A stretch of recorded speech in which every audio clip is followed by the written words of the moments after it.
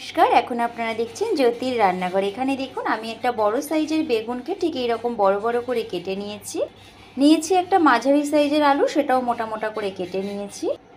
Mixer গ্রাইন্ডারের বাটির মধ্যে নিয়েছি 1 চামচ টক দই, 1 চামচ জিরের গুঁড়ো, একটা মাঝারি সাইজের টমেটো আর আদার কুচি 1 স্লাইস পরিমাণে। এটা আমি একদম জল ছাড়া স্মুথ পেস্ট একটা রেডি করে নেব। গ্যাসে কড়াই বসিয়ে দিয়ে দিয়েছি সর্ষের তেল। এই রান্নাটা কিন্তু সর্ষের তেলে করলেই বেশি ভালো হয়, তবে যারা সর্ষের তেল খান না তারা রিফাইন্ড অয়েলেও করতে পারেন। তেলটা ভীষণ সুন্দর গরম হয়ে গেছে। গ্যাসের ফ্লেমটা কমিয়ে দিয়ে আমি প্রথমে আলুগুলো ভেজে নেব। আমি কোনো কিছু অ্যাড করব না, এখানে আলুগুলো লাল লাল করে ভেজে তুলব। সম্পূর্ণ আলুটা দেখুন লাল লাল করে ভাজা হয়ে গেছে। ভালো করে তেল ঝরিয়ে আমি এবার এটা তুলে ফেলবো। ওই একই তেলে দিয়ে দেব 1 চিমটি গুঁড়ো হলুদ।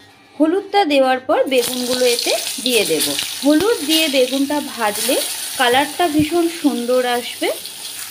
বেগুনটা ভাজার সময় কিন্তু গ্যাসের ফ্লেমটা আমি একদম মিডিয়ামে করে দেব। বেগুনে কিন্তু অনেকটা তেল টেনে নেয়, তো সেটাতে চিন্তা করার কোনো কারণ নেই। বেগুন জিনিসটাই এমন, এতে যতটাই আপনি তেল দেবেন না কেন এটা কিন্তু তেল টেনেই নেবে। তবে হ্যাঁ, বেগুন যদি কেটে বেশিক্ষণ জলে রাখেন তবে কিন্তু অনেকখানি বেশি পরিমাণে এটা তেল টেনে নেয়। সেই জন্য চেষ্টা করবেন বেগুনটা কেটেই সঙ্গে সঙ্গে ধুয়ে নেওয়ার। আমারও অনেক কিছু জানা ছিল না, তবে ধীরে ধীরে আমিও আমার মা ঠাকুমার কাছ থেকে এই ছোট ছোট জিনিসগুলো জানতে পারছি। দেখুন বেগুনটা কিন্তু সুন্দর লালচে করে ভাজা হয়ে গেছে। এবারে আমি এটা তুলে ফেলবো। ওই একই কড়াইতে আমি কিন্তু সামান্য একটু তেল দিয়েছি, দিয়ে দিলাম মৌরি আর এখানে শুকনো লঙ্কা ফোড়নটা থেকে মিষ্টি একটা গন্ধ বেরিয়েছে। যে আমি মশলার পেস্ট করে রেখেছিলাম সেটা দিয়ে দেবো। এখনও কোনো রকম নুনের ব্যবহার করিনি, দিয়ে দিলাম 1 চামচ ভর্তি করে নুন। দিয়ে দেব কালারের জন্য 1 চামচ পরিমাণে কাশ্মীরি রেড চিলি পাউডার। দিয়ে দেব ভর্তি করে 1 চামচ গুঁড়ো হলুদ। খুব ভালোভাবে মশলাটা এবার আমি কষিয়ে নেব যতক্ষণ পর্যন্ত তেলটা এখান থেকে না ছাড়ছে আর মশলার কাঁচা গন্ধটা না চলে যাচ্ছে। আপনারা অনেক রকম করেই বেগুন করে দেখেছেন, তবে এইভাবে একবার করে দেখতেই পারেন। এটা কিন্তু অসাধারণ স্বাদ লাগে। আর যারা নিরামিষ খাবেন তাদের জন্য তো এটা ভীষণ সুন্দর একটি রেসিপি। মশলাটা দেখুন কেমন সুন্দর কষানো হয়ে গেছে। দিয়ে দেব আগের থেকে ভেজে রাখা আলুগুলো। আলুটা দিয়ে আমি খুব ভালোভাবে কষিয়ে নেব। এখানে কিন্তু তেলটা এখন অল্প লাগছে, কেননা বেগুনে কিন্তু অনেকটাই তেল টেনে নিয়েছে। বেগুনটা এখানে দেওয়ার পর এটা কিন্তু অনেকখানি তেল তেলে হয়ে যাবে। এবারে অপেক্ষা করব ঢাকা দিয়ে যতক্ষণ পর্যন্ত আলুটা মোটামুটি 60% সেদ্ধ না হয়। ফিরে এলাম আমি মোটামুটি 7 থেকে 8 মিনিট পর। দেখুন আলুটা সেদ্ধ হয়ে এসছে। মিশিয়ে দেব ভেজে রাখা বেগুনগুলো।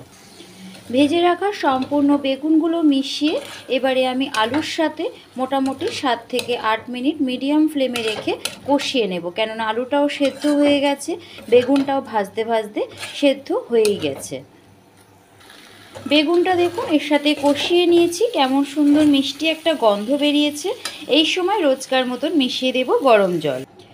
এই সময় কিন্তু অবশ্যই আপনারা নুনটা একটু দেখে নেবেন। আর ঝাল যদি আপনারা কেউ কম খেয়ে থাকেন তো অবশ্যই ঝালটা এখানে কমিয়ে দিতেই পারেন। রেডি হয়ে যাচ্ছে দেখুন আজকে নিরামিষ একটা কেমন সুন্দর বেগুনের তরকারি বা বেগুনের ঝাল চচ্চড়িও বলতে পারেন। এটা খেতে কিন্তু অসাধারণ হয়। আর শীতের দিনে এই রকমভাবে রান্না করলে এর সাথে ভাত তো বেশি ভালো লাগেই, তার সাথে রুটিটাও আমরা খেতে পারি, রুটিটাও বেশ ভালোই লাগে। এবারে অপেক্ষা করব আলুটা সম্পূর্ণ সেদ্ধ হওয়া পর্যন্ত। দেখুন তরকারির এই পর্যায়ে মিশিয়ে দিতে হবে 1 চিমটি পরিমাণে গরম মশলা। গরম মশলাটা দিয়ে আমি এটা আরও 3 থেকে 4 মিনিট রান্না করে নেব।